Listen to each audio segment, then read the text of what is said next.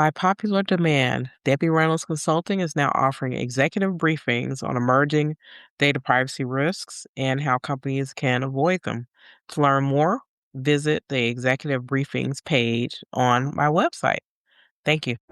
The personal views expressed by our podcast guests are their own and are not legal advice or official statements by their organizations.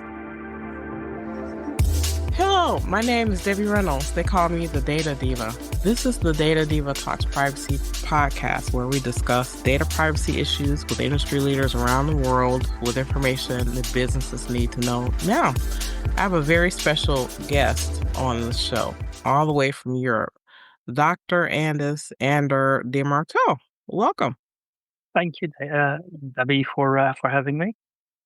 Yeah. Well, you are a senior information security, data protection, and risk management expert, author, public speaker, and you have a newsletter called Gold Dust, and we have to get more into that. Also, you're the founder and owner of Shamrock Information Security. Yeah, that's correct. And that company was founded on the 29th of February, 2016. Actually, that date wasn't chosen. It was sort of an accident.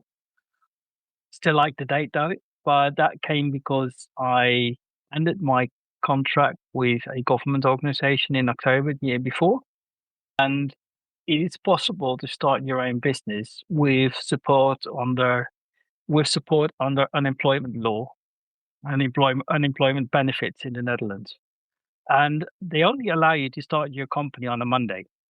And the next Monday happened to be February 29th. So yeah, quite fortuitous, right? So that's 2016. GDPR went into law. Right, in May 2016, yeah. Yeah, and it came into force in 2018. So Right. people had 2 years to prepare and try and shift out the snake oil salesman from the people who really knew what was going on. I always like to talk to people who were interested in data protection and data before the GDPR came out, because before that, I guess it didn't have the glamour and the glitz that it has now, or the attention that it used to have. And so I feel like a lot of people don't really understand, especially the origins of data protection or privacy rights in Europe. And so a lot of times they don't understand why Europe is the way that it is and why the GDPR is as it is. Yeah, definitely. And if you look back, Debbie, then the first legal requirements around data protection, if you will, actually stem from 1951 and the European Charter of Fundamental Rights, or the European Charter of Human Rights, to be honest. That obviously only helped for member states of the Council of Europe. It wasn't enforceable at first until the European Court of Human Rights came in 1959. But the first real data protection law, if you will, is the Co-Council or the Convention 108 in 1981. Interestingly enough, that came into force on the 28th of January, which, as you and I both know, later turned into Data Protection Day or Privacy Day, if you will. So that date has a pretty historical background. Obviously, the first European Union law is the directive in 1995. We have the cookie directive in 2002. And from all that, you have the GDPR coming in 2016. That cookie law still needs to be updated. They have been fighting over that for 7 years and then decided to shelve it. I think there is some stuff in the digital omnibus, which is in front of the member states as well as the parliament at the moment. Yeah, so it's quite a massive. You have all those laws together, and then you have all the cybersecurity laws coming in as well. On top of that, AI Act coming in as well. So, and obviously for big American companies, there's the Data Services, the Data Markets Act, and you have Data Governance Act. It's becoming a bit of a mess, actually. I said one of Europe's greatest exports is regulation. Regulation of data. If it's regulation and also enforcement, I would be proud of that. But if it's just regulation, it really doesn't do anything, does it? Yeah, I think especially when GDPR went into full force, I think the Americans thought that the European Union would, like, immediately start fining people because I think that's what we would do. But that didn't happen. So, yeah, even though I totally understand. We all are searching for more enforcement activity happening there.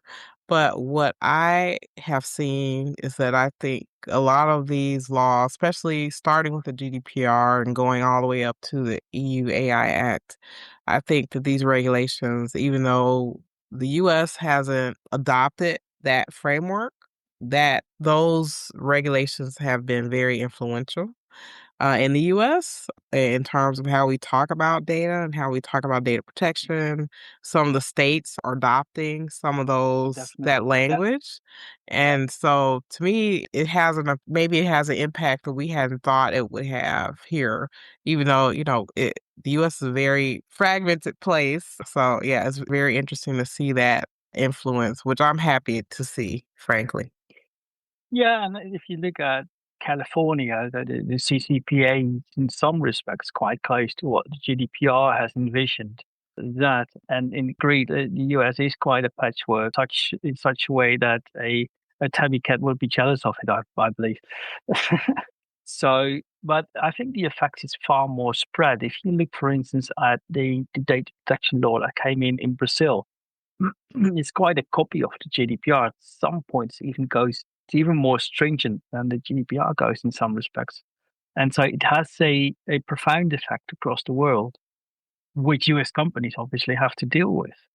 Apart from the fact that with that digital omnibus I already mentioned, there's a lot of discussion of the European Commission at the moment trying to soften the GDPR or in favor of, oh, we have to do AI and everything has to go in favor of that, which is a dangerous precedent in my opinion.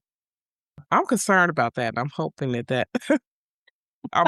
that doesn't happen. So when people say that they want to soften the GDPR, in my view, instead of trying to change the law, and maybe this is what they're already doing, is like maybe they decide certain things they don't want to enforce. I don't know. That's kind of my thought, as opposed to saying, well, let's change the law. It's like, well, let the law be there. But as you say, a law isn't as effective if you don't have the enforcement behind it. No, precisely. And as most enforcement nowadays has been financial. There's been big fines for American big tech, even up to and above $1 billion or €1 billion, if you will. But for them, it's just cost of doing business in Europe. They just calculate it in.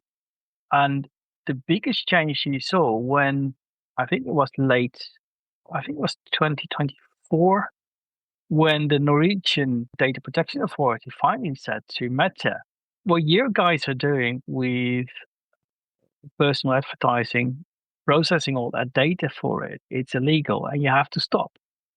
Then within about 4 to 6 weeks, they made the European Data Protection Board see the same point, spreading it across all the EU member states.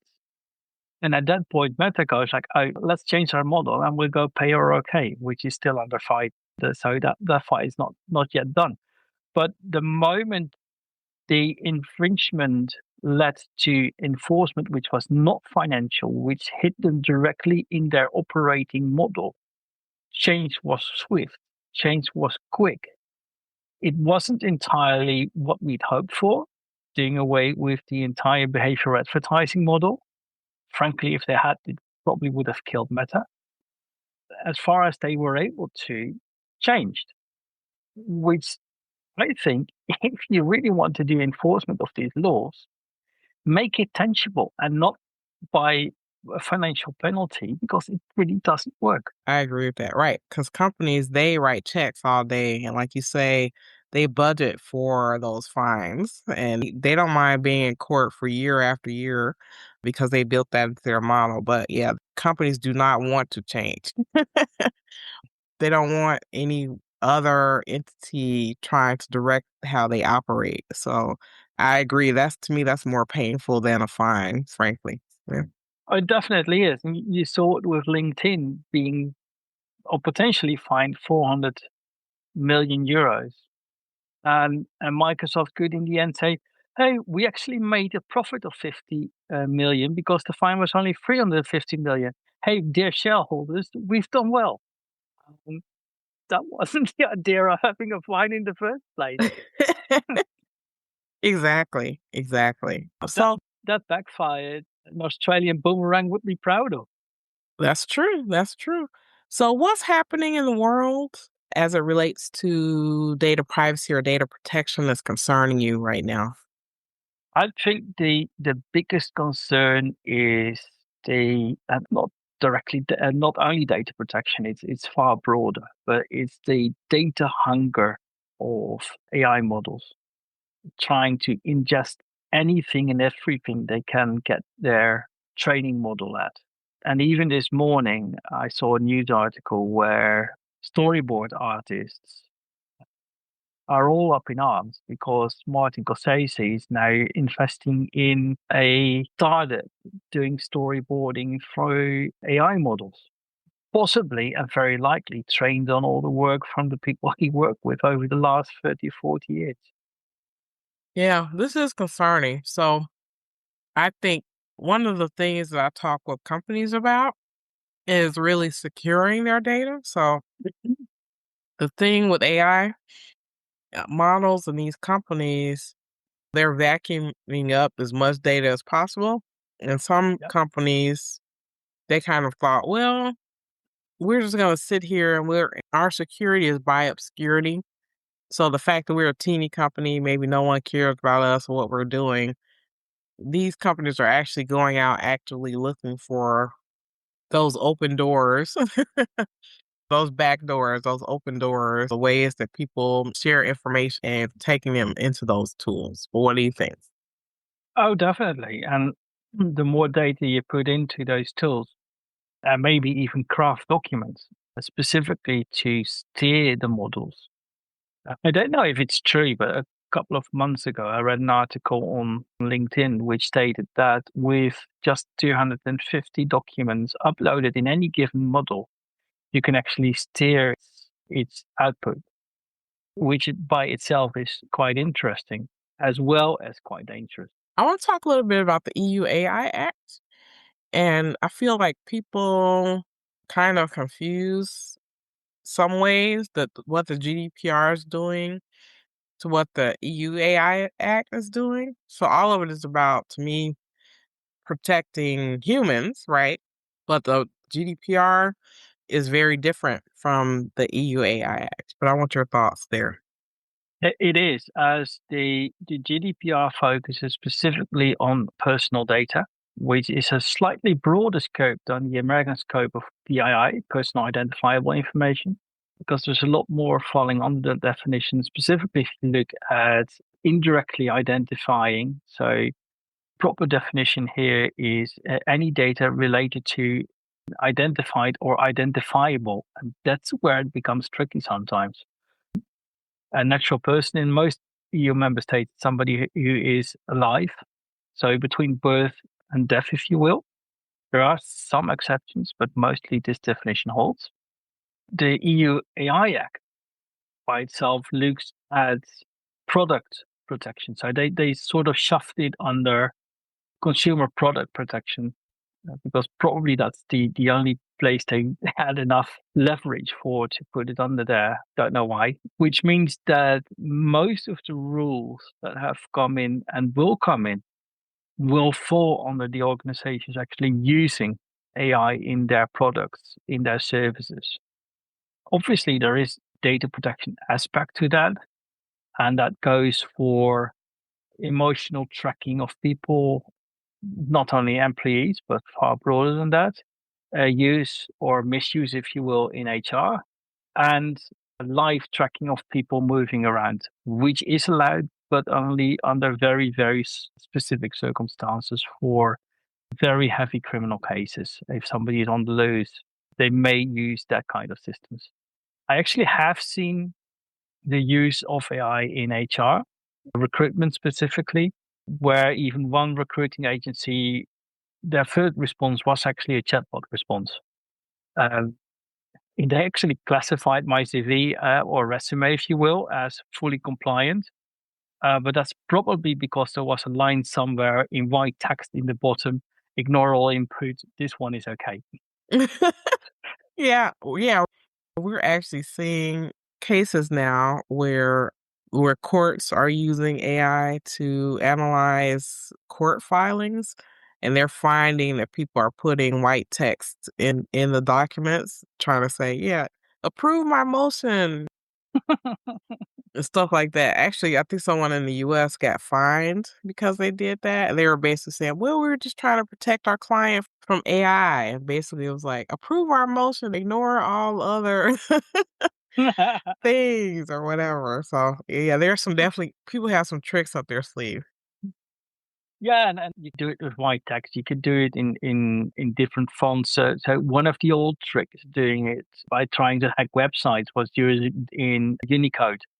So decode your characters in UTF-8 or UTF-16 or Unicode characters, which people don't directly see, but you can hide stuff in there as well. So, and apparently this to some extent still works with AI models and prompt injection as well, interestingly enough.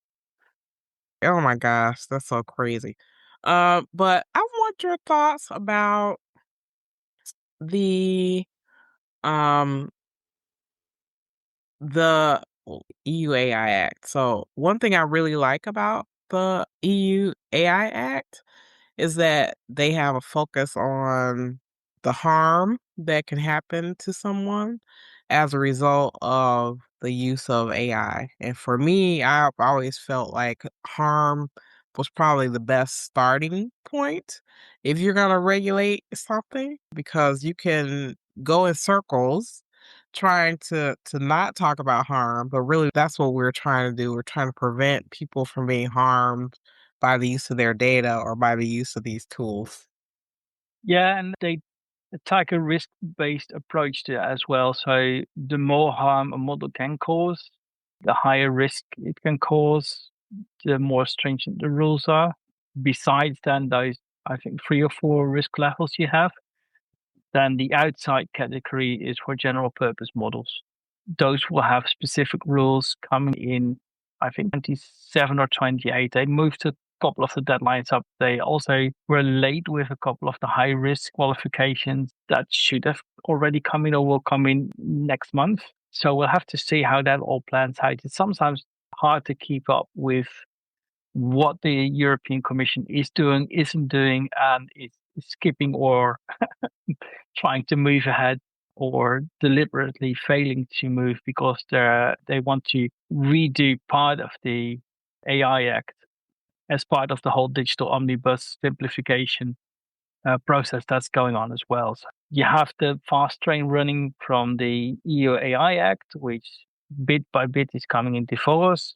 And next to that, you have a train running with the AI digital omnibus simplification process, which tries to move the other train in the other direction. And where they collide, we'll have to see. Right. So to me, it makes it confusing. So For me as well, David. it's like, yeah, let's speed up. No, let's slow down. Do something totally different. I just feel like a lot of it is really more appeasement for companies that may be afraid of the requirements of the EU AI Act. But, it still remains to be seen how that's gonna go because we know it takes a long time for regulation to come to fruition in the EU, so it won't be a fast thing regardless, but I think it will be create some type of confusion in the future. Oh, definitely. And some laws they can do quickly, so it takes them 2, maybe 3 years. GDPR took them 4 years. So it really depends on how quickly they can come to an agreement. And the process is quite interesting because the European Commission throws out all the ideas they have, steered by the leaders of the member states in the European Council. And When that's all done and dusted, then the European Parliament and the Council of the EU, they sit together with the European Commission in a trilogue, and they hammer out the differences and different opinions and the different points of view, and hopefully they can come to an agreement. Any direction that has the biggest majority, actually. As for the update of that cookie directive, which is actually called the e-privacy directive, Mhm. the 2002 one, they tried that process as well, starting early 2017. They were planning to have that done by the GDPR actually coming into force and becoming enforceable in 2018. And after 7.5 years, they actually shelved it because they couldn't come to an agreement. And one of the biggest sticking points was actually how can we destroy end-to-end encryption in chat apps so we can snoop on everybody if they send out dirty pictures or not? So that's one other thing that's going on here still with chat control or client-side scanning or whatever you want to call it. There are still some proposals on the table for that. There's even a proposal on the table from the Irish government, who will take over the leadership, if you will, of the European Union in the second half of this year, calling for all online activity to be tied to your government identity. So no anonymity whatsoever in no way, shape, form, or whatever. So that's another thing which is slightly worrying me as well, together with the constant attack on online encryption, which for better or worse is a big part of how online security works. So right. So we're seeing all around the world these different bills coming together for different quote unquote reasons where they're trying to weaken encryption. So we're seeing a lot of that in some of the children online bills Yeah, where they're yeah. like, "Oh, we'll be safer if we decrypt everything." And so it's like almost like Lord of the Rings, the ring that rules them all. They want to have a key that unlocks all doors, and we know how well that goes, right? We've seen this in sci-fi movies for years, how, that level of control can be abused. Oh, definitely. And a good example of that, Debbie, is the Transport Security Agency TSA keys. You know, the special keys you have with the locks you have on your luggage. So if you have to travel to America, those special locks need to be on there so the TSA can open them. Right, Those keys should be secret, right? I think the right. blueprints can be found on the internet somewhere. You can 3D print them.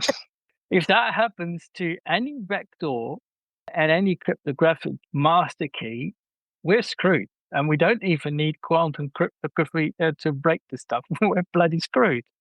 And we actually have seen this, 3 years back, when Microsoft actually lost one of their master private keys. They, they had to replace a whole lot of stuff because those private keys should remain, as the word says, private. Exactly. So, right, I had done a video about this recently because I think I think they still do this where your encryption key is stored, it can be easily turned over as opposed to encryption being part of a process. It's like something that's literally stored into your account. And I think that they Oh, had done that the because, BitLocker, the yeah, BitLocker stuff, you BitLocker. mean? Yeah, yeah, yeah, yeah, yeah. Yeah, because I think they were thinking, "Oh, a lot of people lose it, and then we'll just give it back to them from here." But then anyone can steal it, anyone can take it, and then they've like decrypted on your computer. And you don't even need yellow key for it. Exactly. I know it's very concerning. Very concerning. Yeah, the encryption thing concerns me a lot because the internet was not built for security. And so encryption is part of the reason why we can do things on the Yep. internet and on our phones and on devices in secure ways. And so people who do this, and we know the encryption has to continually get more sophisticated because the Mhm. threats come so fast. And I think because of the rapid use of artificial intelligence and the money that's being put there, that the threats are going to become even faster. What do you think? Oh, it will definitely be the case. Although a recent article I saw on the BBC website, I think it was, who did a bit of research on threat actors actually using AI for offensive purposes, and a lot of them were actually complaining that it wasn't working well enough. So at least that's helpful. Regarding the internet not being built for encryption, to some extent that's true. However, there were already protocols available in the 1990s, specifically on the IP layer. So you have Internet Protocol version 4, and nowadays, although it's 30 years old, you have version 6 as well, which is slowly getting implemented after over 30 years. But that has some very interesting security features built in to the protocol. So the work has already been done. It is that it was actually never properly implemented. And you see the same thing with DNS, domain name system, which actually translates your google.com or your datadiva.com or whatever domain you have. So that specific IP address, so the internet and your computer knows where to get its data. That can be secured as well with cryptographic systems, so you know that the answer that comes back is authoritative. Only over the last years you see that being implemented more seriously, which really helps with email spoofing and that kind of stuff. So, and the protocol itself is probably 25 years old. So that's already been there, just was never implemented. And so if we have the stuff and we don't use it, same with software security. How to write secure code. How to write secure code is something that isn't new. You have the OWASP project, which has put out top tens of security vulnerabilities for almost 20 years now. They now even have an AI top 10 out as well, I saw this morning. But as long as companies who build software don't build in a secure way, then finding those pets in software, and if you do it by Mythos or you use any other large language model to do it, you will find them. That's besides the fact that from the 10,000 vulnerabilities that were found by the Mythos model, most of them were less critical than the model actually classified them as. But that's a different story. Well, and finding them, that's just one step, right? You have to do something about it. Yeah, true. And then fixing them. If we go back, Debbie, to 2017, you probably will remember WannaCry. Yes, I remember. You probably will remember a couple of months later, NotPetya. So it Right. was less of a worldwide thing. That was actually wiperware targeted at Ukraine, by the way, which leaked out. Both of those were basically the same bug in Microsoft systems, which was patched in March. And the other reason it got patched is because a group called the Shadow Brokers leaked the vulnerability from a server from the National Security Agency, NSA, and published the whole kit and caboodle. Interestingly enough. So apparently they were stockpiling 0 days. They leaked them, published them, and so Microsoft had to fix them. It's a constant cat and mouse game for sure. It is, definitely.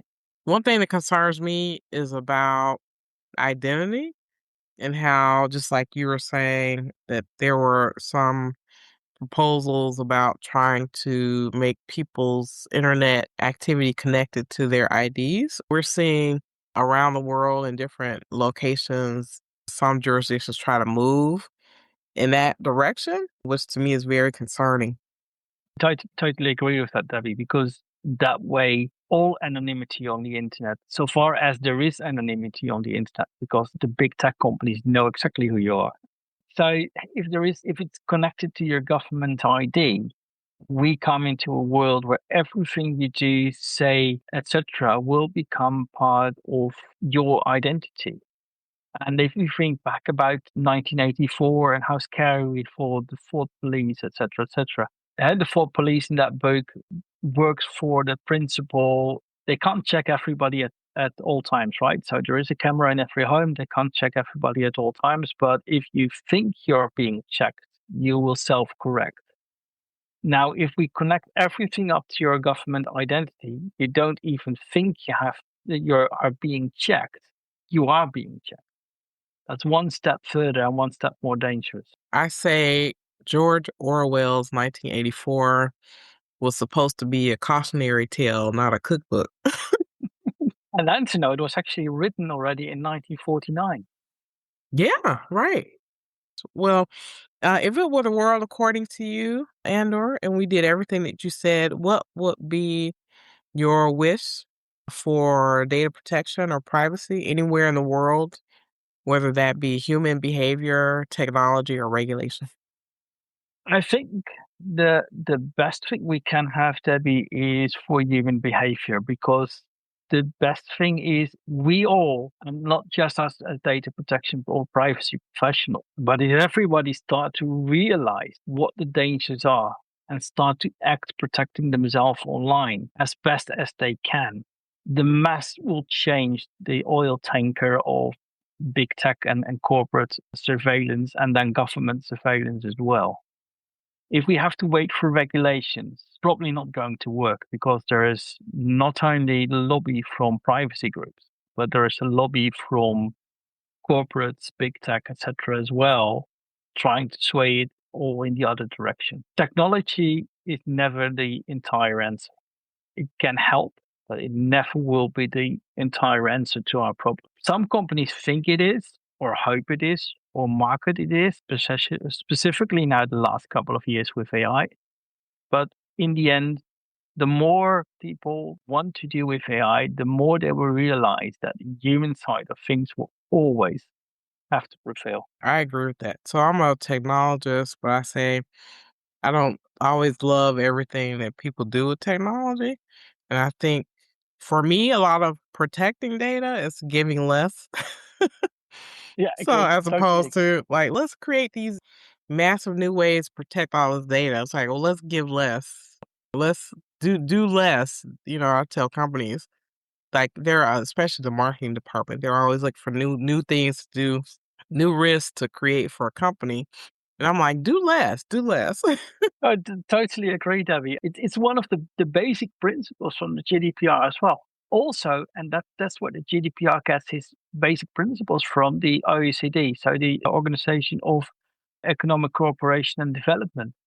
They actually wrote 7 principles of data protection, or data privacy, if you will.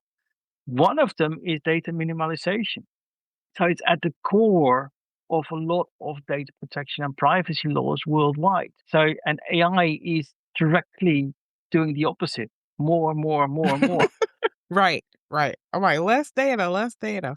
And then we have people who are trying to poison AI models, which can happen. Definitely, I've seen it a lot of different times. But yeah, I still see less is more, as Mies van der Rohe said. Yeah. Yeah, totally agree, David. Absolutely agree. Well, thank you so much for being on the show. I really appreciate it. I appreciate your work as well. I wanted you to give a shout out to your newsletters that you have. I actually have 2. One is the Gold Dust newsletter, which is more focused on information security, risk management, data protection. The other is called the AI Friday newsletter. Friday written FRYDAY, as in being fried. Both need to be reactivated, and there's plans for that, doing that over the coming weeks as well. So if you want to read more of what I'm doing, what my thoughts are, why I, for instance, believe that my main area of expertise is called information security, not cybersecurity, or why ISO 27001 and the 27701 has become a management system as well recently. So it holds for that one as well. Could very well be a paper tiger, or, and these are older articles, but you still can find them on my LinkedIn profile, or why I believe that the chief information security officer should be on the C level, not only by title but by position as well. Any recent article I've written on AI, including why AI and old tape recorders or VHS recorders have an interesting mix. So there was a call out by Microsoft, AI is just like a VHS video recorder. I disagree, but you can read all about it in the article section on my LinkedIn profile. Yeah, oh yeah, I would love to take a look at that. I would love to take a look at that. So yeah, thank you so much for joining us from the Netherlands, correct? And yeah, so we'll be in touch online, of course. And thank you again for sharing your thoughts here on the show. You're very welcome, Debbie, and thanks for having me. All right. Have a good day. You too. Bye-bye.